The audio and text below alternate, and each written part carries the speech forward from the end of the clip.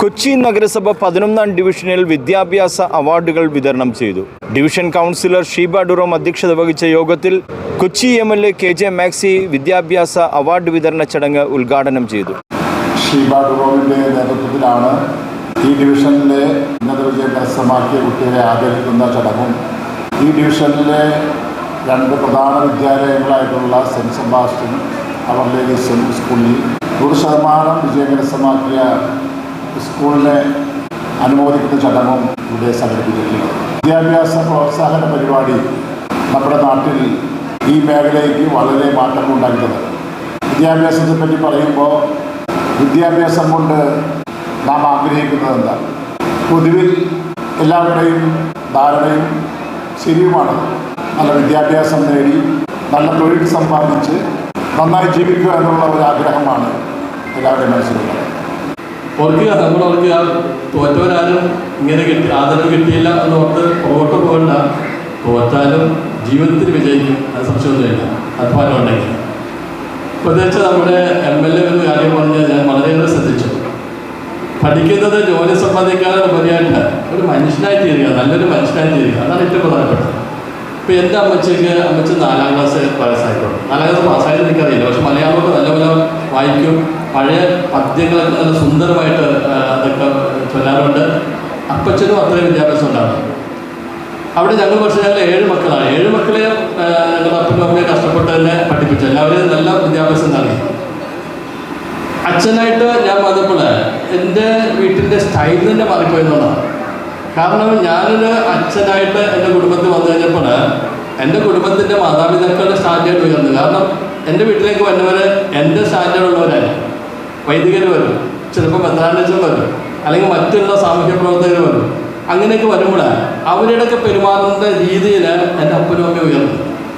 അതായത് ഒരാൾ വിദ്യ സമ്പാദിച്ചു കഴിഞ്ഞാൽ ആ പ്രദേശം, ആ കുടുംബം, അദ്ദേഹം പോകുന്ന സ്ഥലങ്ങളിലുള്ള വ്യക്തികളും വിദ്യയിൽ ഉന്നതമായിട്ടുള്ള വ്യക്തിത്വം കാണിക്കുന്ന വ്യക്തികളായിട്ട് മാറും. നമ്മളെ വിദ്യാഭ്യാസ മേഖല മാറ്റം വരുമ്പോൾ അത് ഉൾക്കൊണ്ടുകൊണ്ട് നമ്മളെ മക്കളെ എത്രത്തോളം പഠനത്തിൽ നമ്മളെ രക്ഷകർ ആദ്യം തന്നെ നമുക്ക് അഭിനന്ദിക്കേണ്ടത് ഇവരുടെ രക്ഷകർത്താക്കളെയാണ്. കാരണം ഉന്നത വിദ്യാഭ്യാസം കരസ്ഥമാക്കുവാൻ അഹോരാത്രം പരിശ്രമിച്ചിട്ടുള്ള മാതാപിതാക്കന്മാരാണ്, പ്രത്യേകിച്ച് അമ്മമാരാണ്.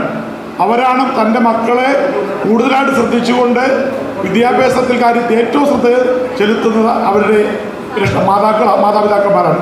തോപ്പുംപടി സെൻറ്റ് സെബാസ്റ്റ്യൻ ഇടവക വികാരി father Tomy Chambakkattu, SNDP Kochi taluk secretary Shine Kuttungal, Sajar Sithara, CP Xavier, advocate Thomas Michael, Neval Arooja, Deepa Caroline Baby, Joseph മാഷ്, CG Rajan, Nelson Rosario, Sajeevan, ADS chairperson Anila KG തുടങ്ങിയവർ ചടങ്ങിൽ സംസാരിച്ചു. നമ്മളെല്ലാ വർഷവും നടത്തി വരാറുള്ള വിദ്യാഭ്യാസ അവാർഡ് ഈ വർഷവും നടത്തുകയാണ്. നമ്മുടെ ഡിവിഷനിൽ A+ വാങ്ങിച്ച കുട്ടികളെ മാത്രമല്ല, ചിലപ്പോൾ 1 മാർക്ക് കുറഞ്ഞുപോയി, 1 A+ നഷ്ടപ്പെട്ട് പല കുട്ടികളും ചെറിയൊരു വ്യത്യാസത്തിലൊക്കെ അവർക്ക് ഒരു മാനസിക വിഷമം ഉണ്ടാവും. നമുക്ക് സ്വാഭാവികം, നമുക്ക് മാതാപിതാക്കൾക്ക് എല്ലാവർക്കും അറിയാം. നമ്മുടെ കുട്ടികളെ നമ്മൾ ചേർത്ത് നിർത്തേണ്ട പ്രാധാന്യം മനസ്സിലാക്കിക്കൊണ്ട് SLC തലം മുതൽ പ്രൊഫഷണൽ തലം വരെ പാസ്സായ വിജയിച്ച കുട്ടികളെയാണ് നമ്മളിവിടെ ആദരിക്കുന്നത്. അതിനുപരി നമ്മുടെ ഒളിമ്പിക്സിനോടനുബന്ധിച്ച് നമ്മളന്നൊരു മാരത്തൺ സംഘടിപ്പിച്ചിരുന്നു കുട്ടികളുടെ. അതിലും വന്ന് ഒത്തിരിയേറെ കുട്ടികൾ പങ്കെടുത്തു. നമ്മുടെ ഡിവിഷനിലാണത് വെച്ചിരുന്നതെങ്കിലും നമ്മുടെ ഈ മാരത്തൺ അറിഞ്ഞുകൊണ്ട് മുന്നിലിരിക്കുന്നുണ്ട് ചേട്ടൻ 10 തവണ ചെരുപ്പില്ലാതെ മാരത്തണിൽ പങ്കെടുത്ത ഒരു വ്യക്തിയാണ്.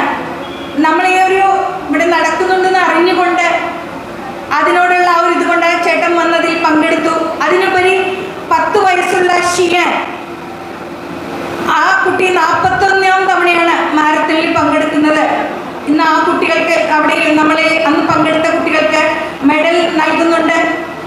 ഡിവിഷനിലെ വിദ്യാലയങ്ങളിൽ SSLCക്ക് 100% വിജയം കരസ്ഥമാക്കിയ Palluruthy saint Sebastian higher secondary സ്കൂളിനും Thoppumpady our ladies convent girls higher secondary സ്കൂളിനും വിദ്യാഭ്യാസ പുരസ്കാരങ്ങൾ വിതരണം ചെയ്തു.